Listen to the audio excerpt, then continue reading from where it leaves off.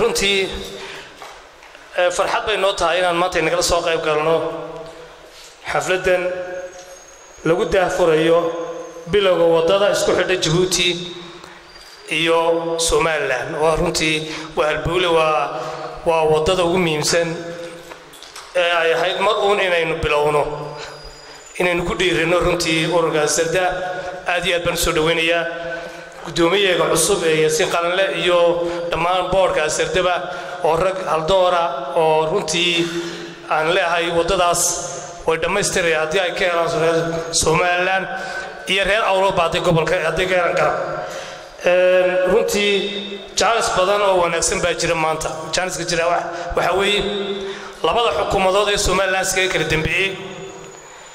madaxweynaha hore Ahmed Maxamed Siiraanyo waxaad ku xasuusanaysaan oo reer Somaliland ku xasuusanayaan waa madaxweynihii ugu horeeyay ee markii talada uu qabsaday wadada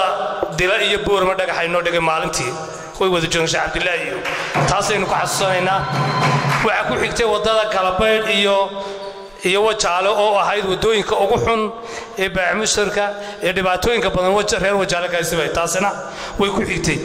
wadada u dhaxaysa Ceerigaabo iyo Burco markii 2011 ama 2012 meelaha markaynu asaasaynay markaan ururada ahayn tartamaynay markaan maalintii halka wadada markaan laamid ka waacanay 4 saac meelaha 3 saac markaan soconayba wadooyinka ka lunay dibadna baabuur badan baan ilaa 12 gaari baan noohay ururada markaan xisbiyada loo gudbin saddex xisbiyada talada maanta haya xisbiyada maanta ka jira labada macaaradka iyo xisbiga maxaafidka waa intii soo bixin bay ahayd tartanka ugu horeeyay waanu joogsanay hadaan ururadina dhamaantayo dibadna waxaan isweydiino ana ugu soo horeeyay waxa ku yiri war wax kala diinu weyno aynu samayno markaynu cambaar loodaba qori hal la taago sayd baabuurtu u eegato wadadaas waxay wadada inta badan ay baabuurtu ku lumi jirtay Burco iyo Ceergaabo dhaxaysa waana wadooyin aad u toosan inta badan marka dadka reer Ceergaabo dhibaato badan baa runtii wadada ka haysatay Ahmed baa la keenay dad baa u fikiray dibadna 400 waa 300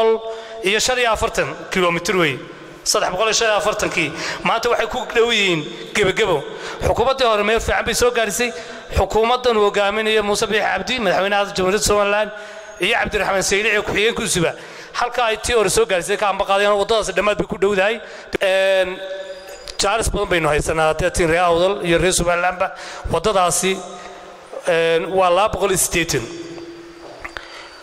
345 markaynu dhamaystirno 280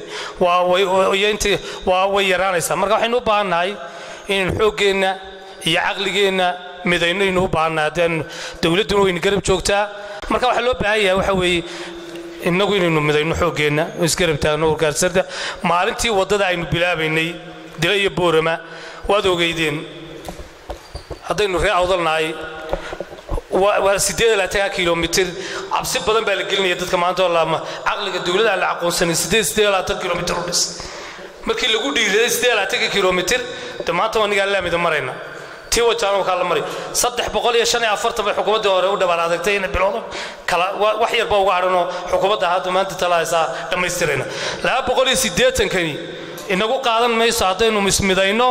labada sano soo socda ugu horeeyay ku dhamaanaysa xoogeena iyo aqligeena hadaynu bilayn